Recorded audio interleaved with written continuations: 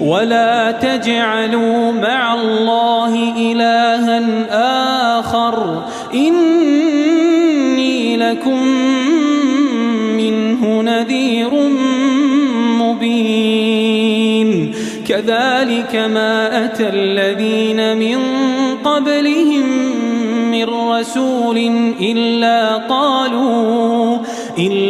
قالوا ساحر أو مجنون أتواصوا به بل هم قوم طاغون فتول عنهم فما أنت بملوم وذكر فإن الذكرى تنفع المؤمنين. أعوذ بالله من الشيطان الرجيم. بسم الله الرحمن الرحيم.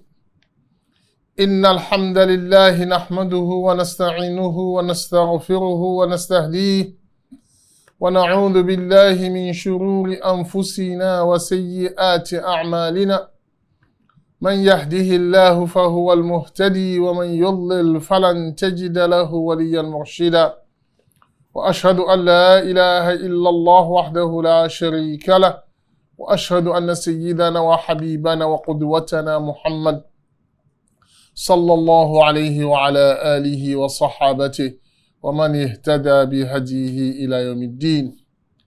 أما بعد, toute la louange et la gloire à Allah, le clément, le miséricordieux, le tout miséricordieux, le très miséricordieux. Que la paix, le salut et la bénédiction d'Allah soient sur le sceau de tous les prophètes, le prophète Muhammad sallallahu alayhi wa sallam, sur sa famille, sur ses compagnons et sur tous ceux qui suivent et suivront ses enseignements jusqu'au jour du jugement dernier. Chers téléspectateurs de la Sunna TV, nous vous adressons la salutation de l'islam, la salutation du paradis, en vous disant Assalamu alaikum wa rahmatullahi wa barakatuh.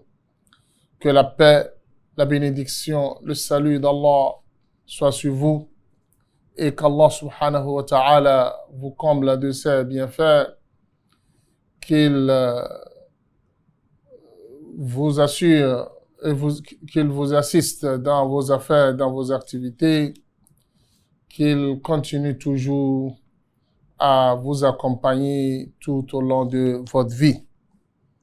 Chers téléspectateurs, depuis 2 émissions passées, nous avions abordé la zakat. Nous avions premièrement parlé des mérites de la zakat.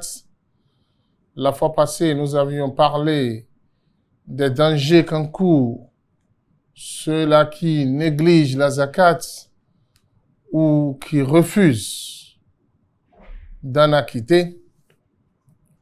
Aujourd'hui, la question dont nous posons, c'est de savoir qui sont les ayants droit de la zakat. À qui il faut remettre la zakat et combien il faut les remettre et comment est-ce qu'il faut leur donner la zakat. Comme nous le savions très bien, la zakat est le 3e pilier de l'islam et le pilier qui concerne l'argent, le pilier qui nous permet d'apporter aux pauvres l'assistance nécessaire et de leur permettre de savoir qu'ils font partie d'une communauté bénie, une communauté reconnue par Allah subhanahu wa ta'ala. Allah subhanahu wa ta'ala, dans le Coran, nous a cité les 8 ayants droit de la zakat. ce que nous appelons masarif zakat, c'est-à-dire les endroits où nous déposons la zakat. Allah subhanahu wa ta'ala dans la sourate Tawbah, verset 60, Allah nous dit, A'udhu billahi minash shaitanir rajim, إنما الصدقات للفقراء والمساكين والعاملين عليها والمؤلفة قلوبهم وفي الرقاب والغارمين وفي سبيل الله وابن السبيل فريضة من الله والله عليم حكيم.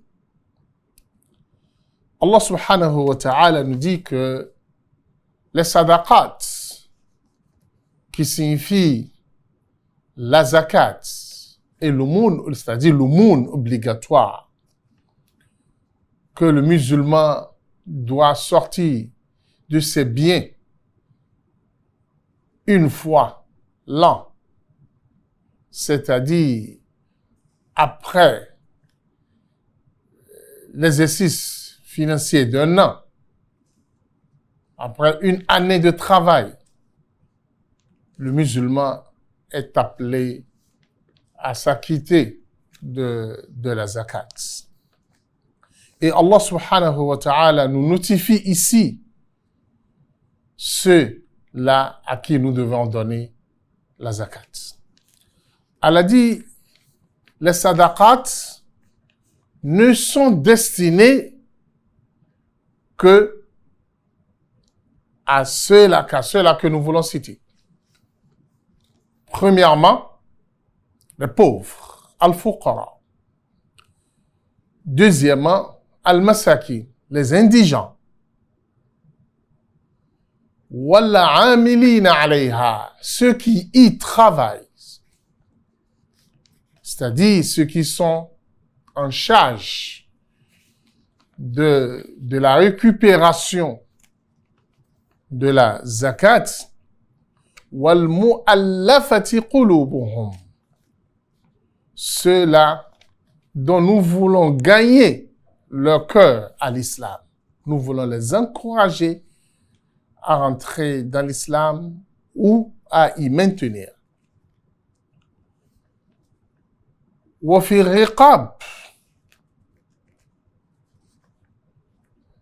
les esclaves dont nous voulons libérer de l'esclavage. Les lourdement endettés, ceux qui sont endettés et lourdement endettés, nous sommes appelés à leur donner la zakat. Wa fi sabilillahi, et sur la voie, le sentier d'Allah subhanahu wa ta'ala, c'est-à-dire les différentes œuvres d'Allah, wabn sabil, et le voyageur qui est dans le besoin. Voilà les 8 endroits vers lesquels nous destinons la zakat.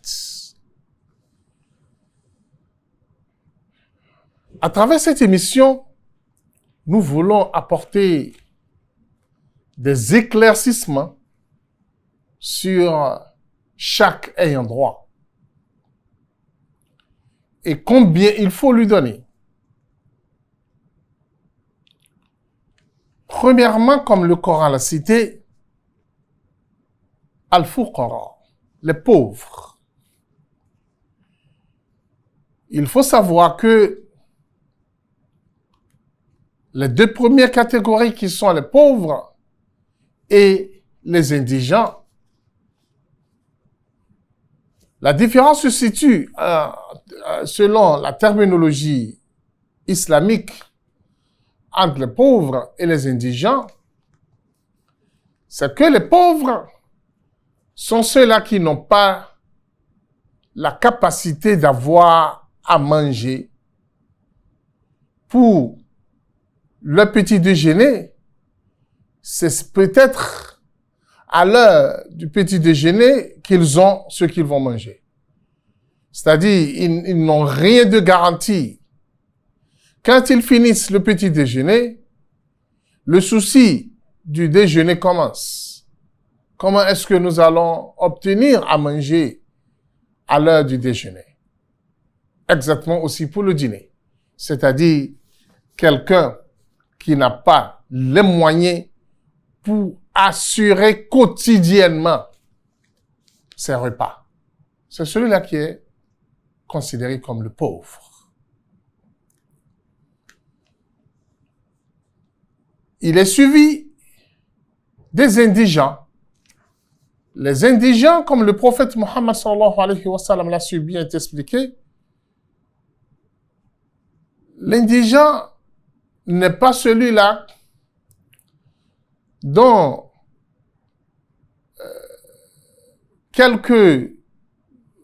un kilo de repas, un kilo de riz ou bien du maïs le suffit. 1 kilo, 2 kilos de riz, ça le suffit et il remercie, il s'en va. L'indigent, comme le hadith l'a dit, c'est ceux-là qui sont dans le besoin et qu'ils ne se présentent pas aux gens pour leur dire « j'ai tel souci, aidez-moi, aidez-moi ». Ça, c'est une catégorie d'indigents. Mais en réalité, dans un autre sens du mot « miskin », celui-là qui a le moyen d'assurer son manger, son repas d'une journée, mais qui n'a pas la certitude d'avoir pour demain. C'est-à-dire, il a un peu de moyens, mais c'est un moyen insuffisant. Supposons quelqu'un qui a une grande famille, il a 2 épouses, il a 5 enfants et il ne gagne que 20 000, 25 000 à la fin du mois. Celui-là, c'est un indigent. Il est dans le besoin. On doit lui apporter la zakat. Alors, lorsque nous parlons des pauvres et des indigents, les deux sont ensemble. C'est-à-dire, c'est le niveau de pauvreté de chacun d'entre eux qui est différent. Sinon, les deux sont concernés par la zakat. C'est pour cela nous parlons à la fois de ces deux. Nous parlons de ces deux à la fois. C'est-à-dire, lorsque nous parlons des pauvres et des indigents, nous voulons dire ceux-là qui ne sont pas autosuffisants, qui n'ont pas de moyens suffisants pour survivre et pour assumer leurs besoins au quotidien. Leurs besoins et les besoins de leur famille. C'est-à-dire, ils n'ont pas d'argent en espèces dans leur poche. Ils n'ont pas non plus des salaires suffisants et fixes. Et ils n'ont pas une entreprise qui leur garantit une source de vie. Ils n'ont pas non plus des réserves agricoles qui sont là, qu'ils peuvent vendre pour pouvoir assurer leur vie. C'est-à-dire, ils n'ont personne qui peut leur accompagner et leur assister dans leur vie. Alors, ceux-là ont besoin d'aide. Ceux-là sont considérés comme des démunis qui ont besoin de notre assistance. Alors, nous devons aller à leur recherche pour leur apporter la zakat. Chers téléspectateurs, lorsque vous aviez de l'argent et vous aviez le quota pour pouvoir sortir la zakat, à la fin d'une année financière, vous êtes appelé à aller à la recherche de cette catégorie et leur remettre la zakat, le droit dans votre argent. Mais qu'est-ce qu'il faut leur donner? Combien il faut donner à ceux-là? Chers téléspectateurs, lorsque vous voulez donner la zakat à un pauvre, vous êtes appelé, puisque c'est une fois l'an. Suivez bien. Les ulamas sont unanimes sur ceci. Puisque c'est une fois l'an, et vous voulez sortir la zakat, vous êtes appelé à donner à ce pauvre-là ce qui va le suffire pendant toute une année. Jusqu'à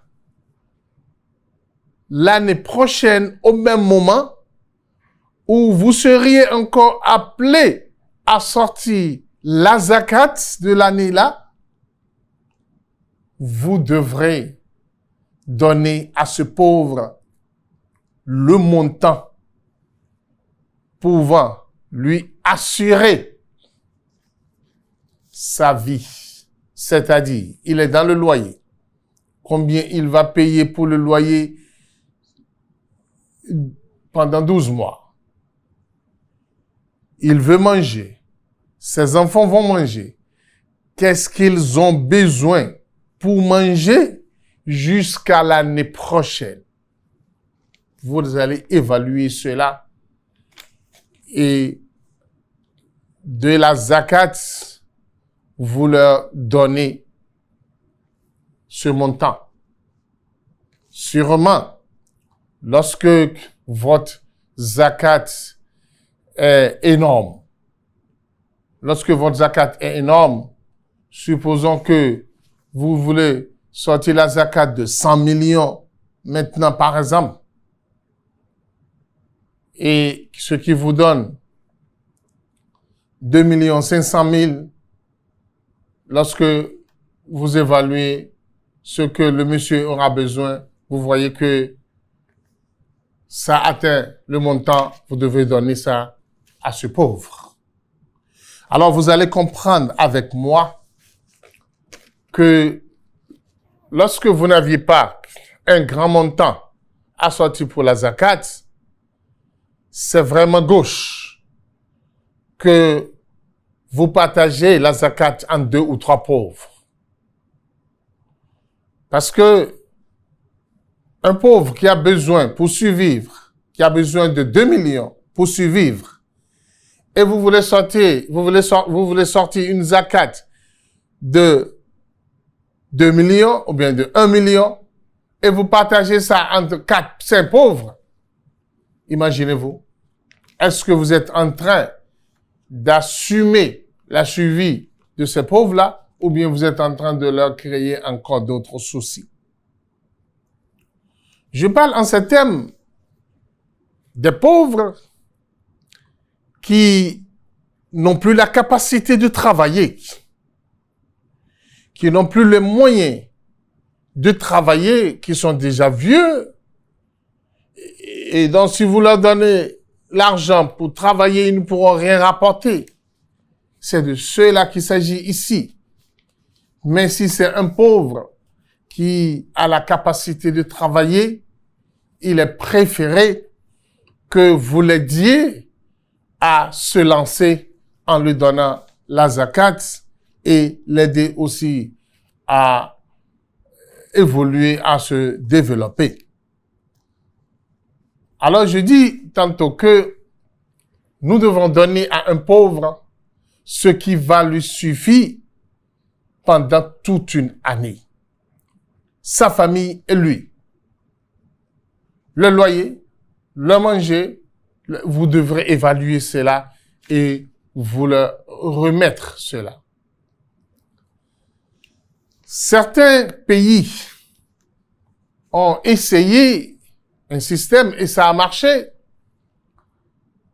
Lorsque ils ont informé certains pauvres en leur disant « Passez chez nous à la fin de chaque mois pour recevoir tel montant, beaucoup de pauvres ne sont pas sortis.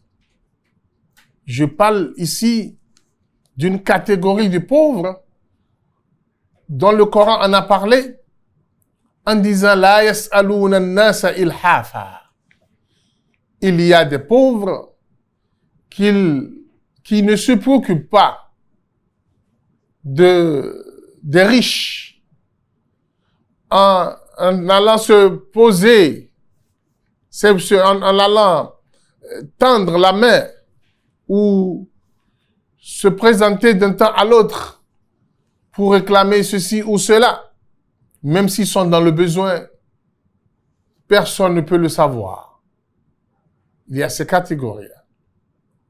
Je disais qu'il y avait un pays où on a dit aux pauvres que les riches ont mis de l'argent à tel endroit, vous devez passer à la fin du mois pour retirer votre argent. Ils ne sont pas sortis. Pourquoi? Parce que par leur dignité, ils se voient humiliés, ils voient que c'est humiliant d'aller se mettre en ligne quelque part, disant que nous voulons recevoir tant ou tant.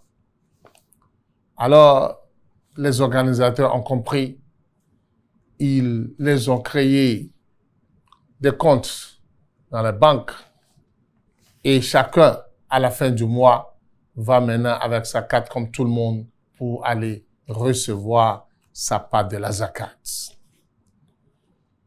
Alors, à chacun de voir qu'est-ce qu'il faut, comment est-ce qu'il peut agir pour permettre à ce pauvre d'avoir à la fin de chaque mois ce dont il a besoin. Alors, il faut bien expliquer que la zakat, premièrement, on la donne aux pauvres et aux indigents. On ne le donne jamais à un riche.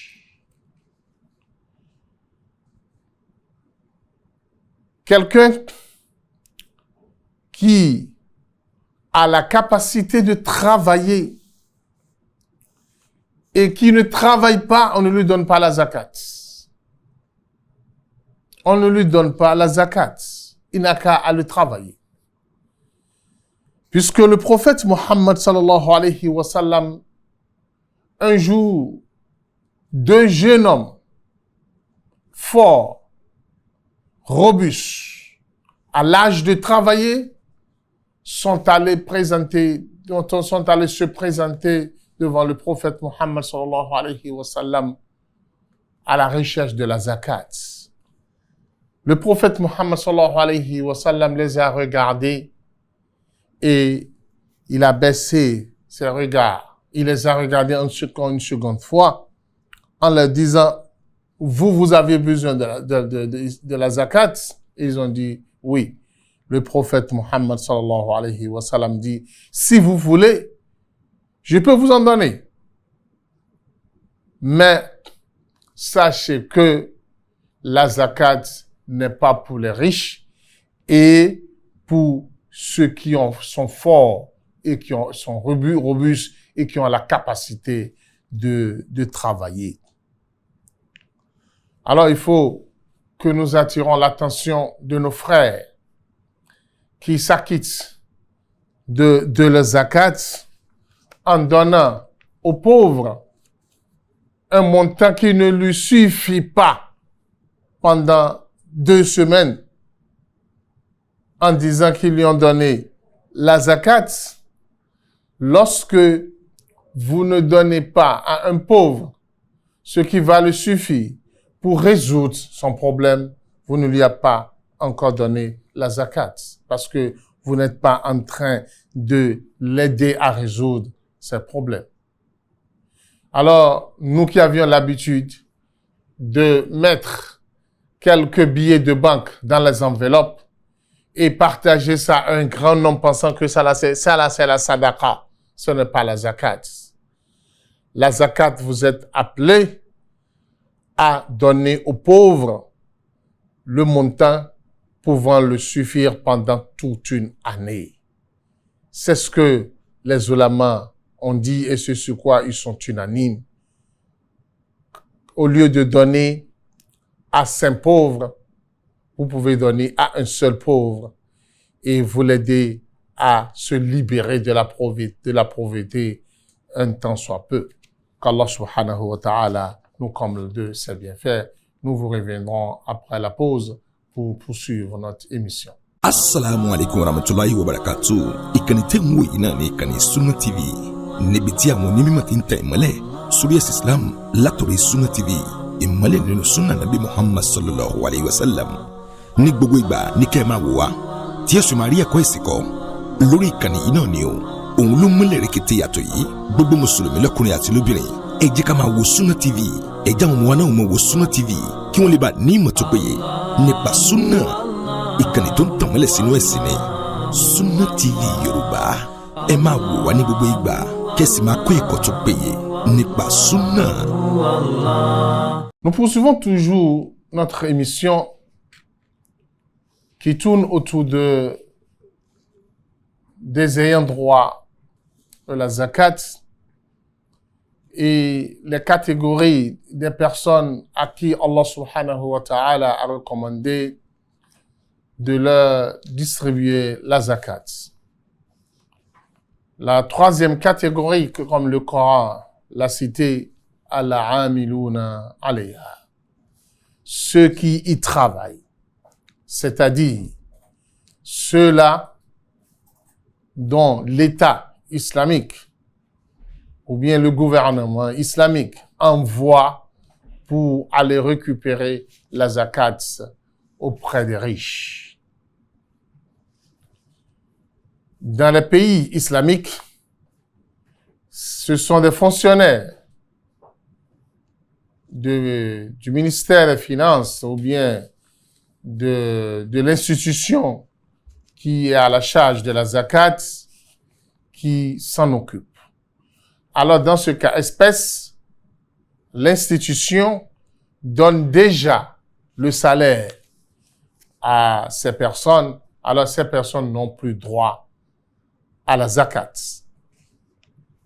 Mais quand ce n'est pas le cas, supposons, comme c'est le cas chez nous ici, où il n'y a pas une institution qui s'en charge de la récupération de la zakat, alors ceux qui travaillent pour récupérer la zakat, parce que c'est un travail, il faut aller vers le riche, il faut l'aider à inventorier ses biens et l'aider maintenant à calculer son zakat pour sortir le réel droit de la zakat.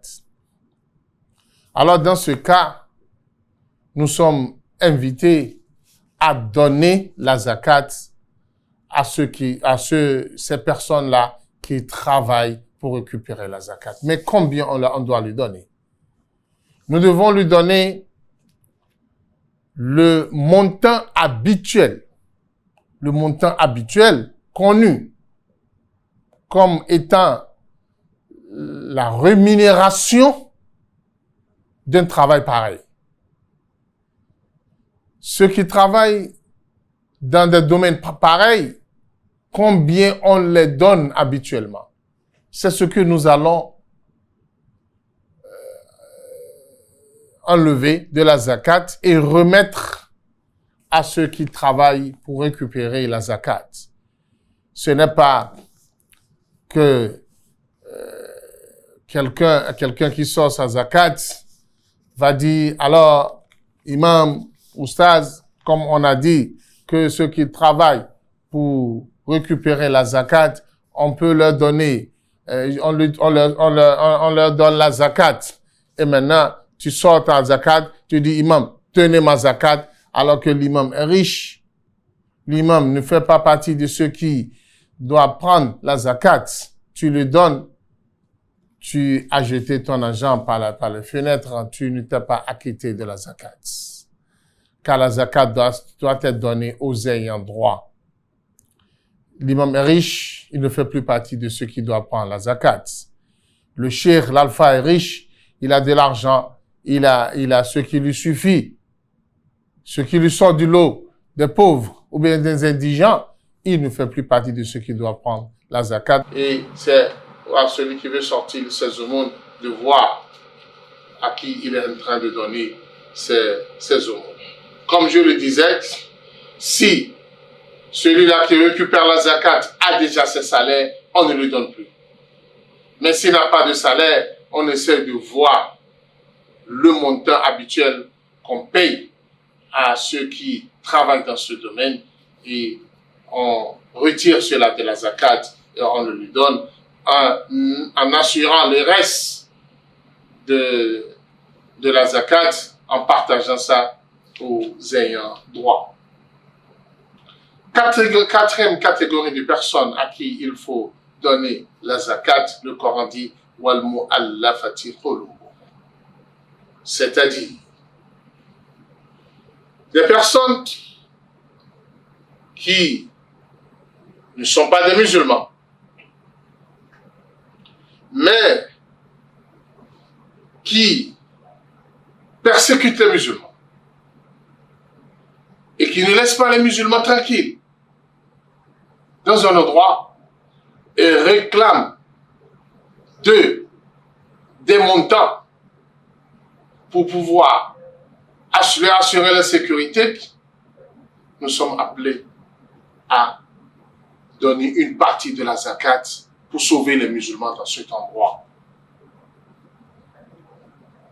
Et si nous voyons que il y a certains aussi, par exemple, le chef d'une tribu qui n'est pas musulman, mais qui aime l'islam, qui aime les musulmans, et nous espérons que si on lui fait du bien, il peut toutefois changer. Il peut toutefois être attiré par ce bien pour pouvoir entrer dans l'islam. Nous sommes appelés à lui donner une partie de la zakat pour pouvoir l'attirer vers l'islam. C'est-à-dire, lorsque nous voulons gagner les cœurs des gens, nous pouvons gagner les cœurs de ceux qui ne sont pas musulmans en leur donnant une partie de la zakat pour l'attirer à l'islam. Et nous pouvons aussi donner ça aux non-musulmans qui persécutent les musulmans pour arrêter le mal qu'il est en train de faire subir aux musulmans. C'est la seule partie de la zakat, le seul endroit où la zakat est permis aux non-musulmans. On peut aussi donner la zakat à un musulman riche pour pouvoir gagner son cœur. C'est-à-dire, comment? On constate qu'il a de l'argent. Ce n'est pas qu'il est pauvre. Mais c'est quelqu'un qui aime l'argent. Et l'islam a besoin de lui pour pouvoir assurer une certaine situation. Et lorsque nous l'attirons par l'argent, des fois, il peut toutefois prendre l'islam au sérieux et prendre l'affaire des musulmans au sérieux, parce que c'est quelqu'un qui est trop rattaché à l'argent. Dans ce cas, l'islam ne nous empêche pas de voir le bien que nous recherchons de cette personne en lui donnant une partie de la zakat. Il peut arriver aussi des fois que quelqu'un est aussi musulman, il a de l'argent, mais il a de l'influence sur d'autres riches comme lui, et nous voulons ramener cela vers nous. Nous allons donner la zakat à ce dernier pour qu'il en parle aux autres en les amenant à s'intéresser aussi à l'islam. Alors, on peut toutefois me dire que ce volet, plus précisément, favorise les riches en matière de zakat. Et je veux vous dire que ceci est appliqué au temps du prophète Muhammad sallallahu alayhi wa sallam. Et comme vous le savez très bien, innamal a'malu binniyat. Les œuvres ont la valeur de leur intention. Ça veut dire si vous aviez une très bonne intention pour appliquer cette sunna du prophète Muhammad sallallahu alayhi wa sallam, ce n'est pas que vous êtes en train de favoriser les riches. Vous êtes en train de favoriser l'islam. Vous êtes en train de chercher le bien-être aux musulmans et aussi amener les gens à être rattachés à la religion. Et c'est ce que le prophète Muhammad sallallahu alayhi wa sallam a eu à faire. Alors, nous disons que si votre intention en traitant les riches ainsi avec l'argent de l'islam, en leur donnant une partie de l'argent de l'islam, vous leur donnez ainsi, et vous avez une très bonne intention, votre objectif, c'est de promouvoir la religion, c'est pour l'intérêt d'Allah et de sa religion, vous êtes sur les pas du prophète Muhammad sallallahu alayhi wa sallam. Mais si vous, de votre côté, vous favorisez les riches, à travers la zakat, à travers l'argent, l'argent public, l'argent des musulmans, en recherchant simplement l'honneur et la gloire, sachez que vous n'êtes pas différent de Pharaon. Vous n'êtes pas différent de Qarun. Vous êtes sur les pas de ceux qui favorisaient les riches par le passé et qu'Allah subhanahu wa ta'ala les a tous mis en péril. Alors nous devons faire beaucoup attention par rapport à ce point. Oui, ça concerne les riches, mais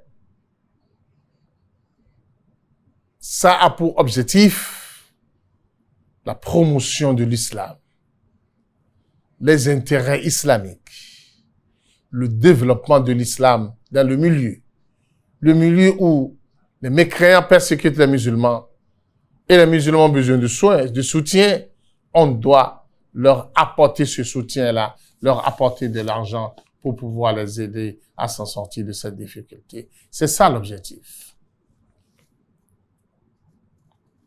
Alors, quel montant nous devons envoyer vers cela? Nous n'avions pas un montant précis. C'est ce qui suffit pour pouvoir résoudre ce problème. C'est le terrain qui commande par rapport à cette situation. Soit vous voulez repousser un mal, ou bien vous voulez attirer un bien. C'est à vous de juger et de voir ce qui est nécessaire, ce qui est important pour pouvoir atteindre cet objectif. Chers téléspectateurs, 5e catégorie de personnes à qui il faut donner la zakat, c'est la libération des esclaves, comme le verset l'a dit. Mais de nos jours, nous n'avions plus d'esclaves à libérer, puisque l'esclavage a été aboli, puisque le Coran, lors de sa descente, l'esclavage est toujours en vogue en ce temps, et l'islam fait partie de la première religion qui a encouragé la libération des gens de l'esclavage. Ce qui fait que Allah subhanahu wa ta'ala a légiféré dans plusieurs endroits. Parmi les œuvres, les grandes œuvres qui rapprochent l'homme d'Allah subhanahu wa ta'ala, on incite la libération des pauvres. Alors, donner la liberté à la libération des esclaves. En donnant la liberté à un esclave, vous êtes en train de réaliser une très grande œuvre auprès d'Allah subhanahu wa ta'ala. Et par le passé, il y avait deux catégories d'esclaves. Il y a l'esclave qui est toujours sous la possession de son maître. Il y a un esclave qui est déjà qui a déjà un engagement avec son maître. L'engagement qui l'amène à payer un montant pour acheter sa liberté. L'esclave peut toutefois acheter sa liberté en signant un engagement avec son maître où le maître lui demande « Si tu me paies tel montant, tu es libre. » Alors, si l'esclave a déjà signé un engagement avec son patron, nous sommes appelés à payer cet engagement à sa place et à le racheter de son maître, ou bien nous pouvons acheter un esclave et le libérer. De nos jours, puisque il n'y a plus d'esclavage, les ulamas nous ont enseigné qu'il faut mettre à la place de cela les prisonniers qui sont en prison et dont leur liberté est conditionnée à un tel montant. Ce qui est considéré aujourd'hui comme une très bonne œuvre. Une très très bonne œuvre. Puisque dans les cellules, qu'Allah nous en préserve, il y a des gens qui sont là-bas juste à cause de 200 000, d'autres 500 000, d'autres 1 million, d'autres moins de ça. Alors, nous sommes appelés à assister ces gens, à leur redonner la liberté pour qu'ils puissent sortir et rentrer dans la vie active à nouveau. Alors, lorsque vous voulez sortir votre zakat, vous pouvez réserver un montant qui sera destiné à la libération des prisonniers. Vous pouvez décider de libérer 10 prisonniers cette année. Et cela fait partie de votre zakat. Il arrive aussi des fois où des bandits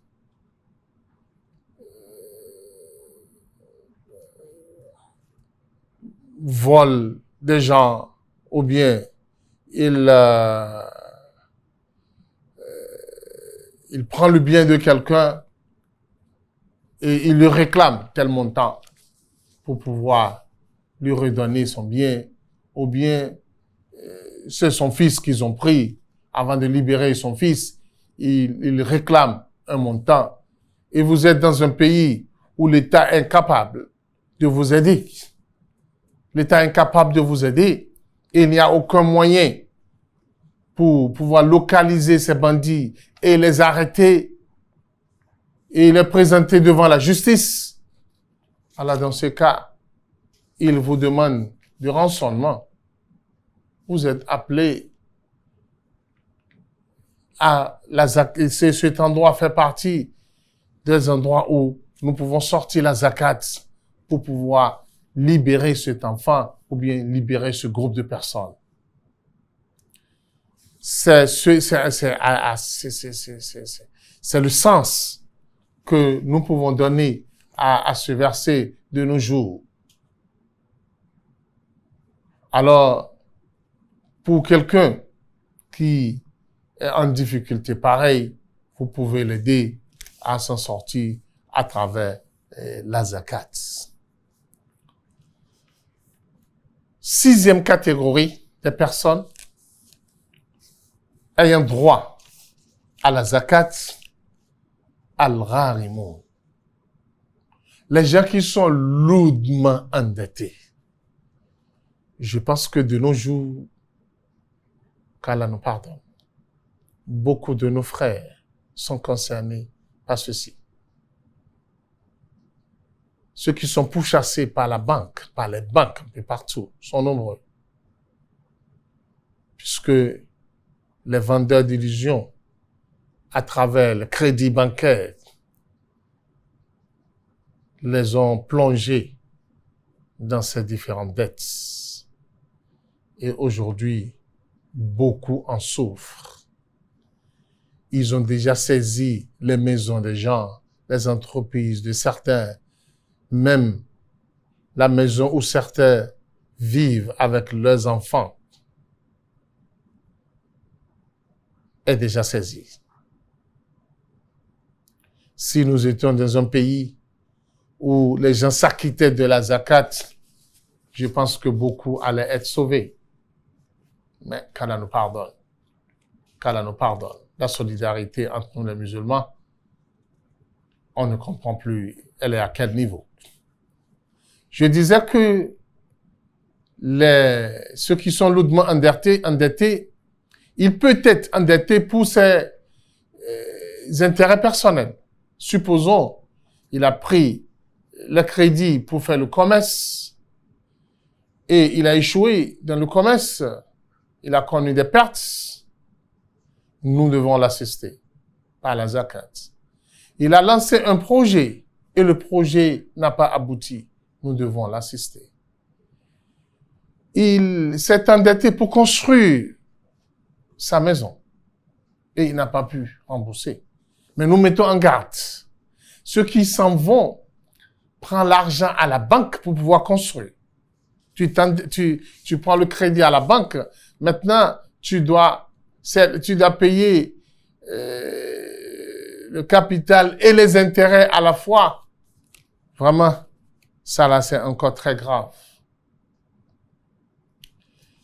Quelqu'un qui a sorti l'argent, il s'est endetté des fois pour pouvoir régler un conflit entre des personnes en conflit et il n'a pas arrivé à rembourser. On doit sortir la zakat pour pouvoir l'aider à rembourser ses dettes. 7e catégorie de personnes, comme le Coran l'a dit, wa fi sabilillah, sur le sentier d'Allah subhanahu wa ta'ala. Lorsque nous parlons du sentier d'Allah, c'est vaste, c'est très grand. C'est-à-dire, nous voulons parler de toute œuvre pouvant permettre d'assister la religion d'Allah,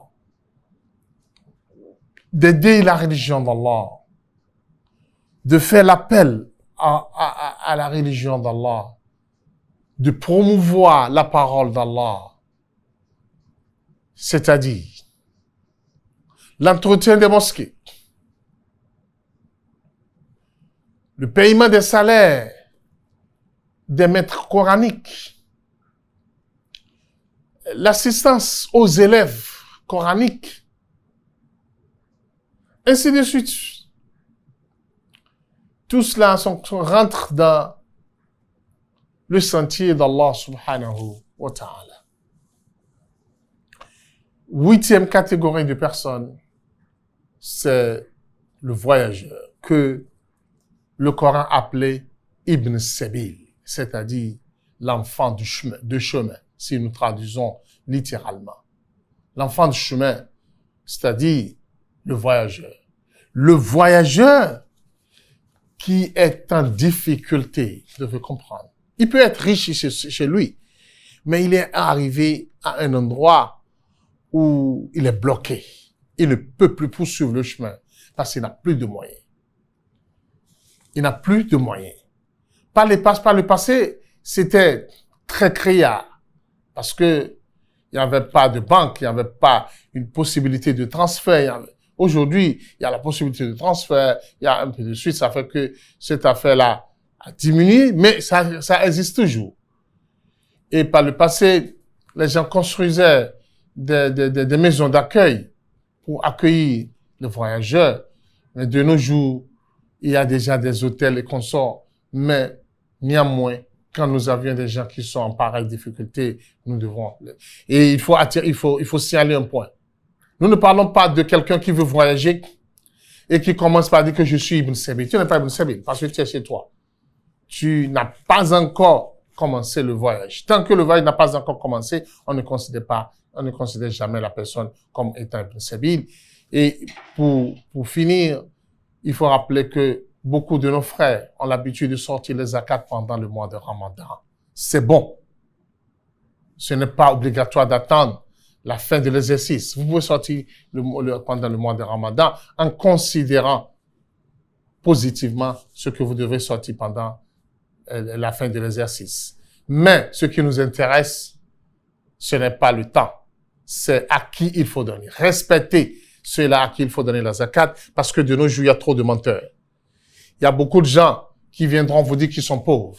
Alors, vérifiez d'abord avant de leur remettre votre argent de la zakat. Ce n'est pas celui qui se présente devant vous, immédiatement vous lui donnez. Non, il faut se rapprocher de certaines institutions à l'achat de zakat ou bien de ceux de l'imam ou bien de ceux qui maîtrisent mieux la ville et pour pouvoir vous aider à mettre la main sur les vrais ayants droit pour que vous ne déposez pas votre argent dans la main des terroristes et des escrocs en pensant que vous êtes en train d'assister, d'acquérir la zakat. Vous êtes en train d'encourager l'escroquerie et le terrorisme. Qu'Allah subhanahu wa ta'ala nous accorde de ses bienfaits, qu'il nous assiste dans nos affaires, dans nos activités, jusqu'à ce que nous vous rencontrons encore à la prochaine émission. Que vous soyez tout le temps sous la protection d'Allah subhanahu wa ta'ala. Wassalamu alaikum wa rahmatullahi wa barakatuh. Allahu Akbar, Allahu Akbar, Allahu Akbar. La ilaha illallah.